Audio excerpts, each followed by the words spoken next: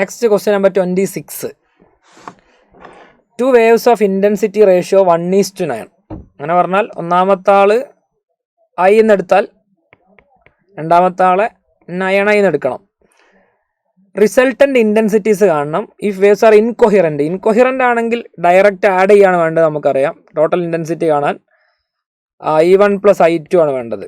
അപ്പോൾ ഇവിടുത്തെ I എന്ന് എടുത്താൽ മറ്റേത് 9I എടുക്കണം. അപ്പോൾ ആൻസർ 10I വരും. അപ്പോൾ ചോദിച്ചതിൽ 10I ആണ് വരിക ഇൻകൊഹിറൻ്റ് ആണെങ്കിൽ. വേവ് ഒപ്റ്റിക്സ് ആണല്ലോ ക്വസ്റ്റ്യൻ.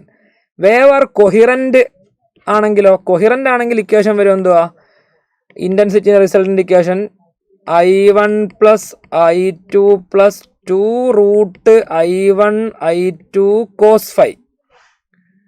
അവരുടെ ഫേസ് ഡിഫറൻസ് അറിയണം.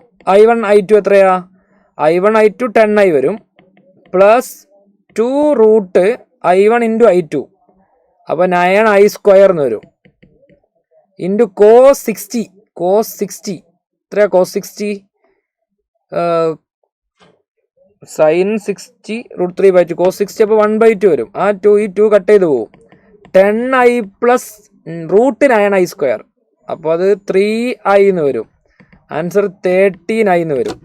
അപ്പോൾ 10I ആണ് ഒന്ന് 13I ആണ്. സോ ചോദ്യം ഇവിടെ ചോദിച്ചത് എന്താ, I1/I2 10/x ആണെന്നാണ്. അപ്പോൾ നമുക്കിപ്പോൾ കിട്ടിയ I1 I2 ഡിവൈഡ് ചെയ്ത് നോക്കൂ. I1/I2 10/13 നമുക്ക് കിട്ടിയത്. അപ്പോൾ ആരാ എക്സിൻ്റെ സ്ഥാനത്ത് ആരാ ഉള്ളത്, 13 ആണുള്ളത്. So that is the right answer.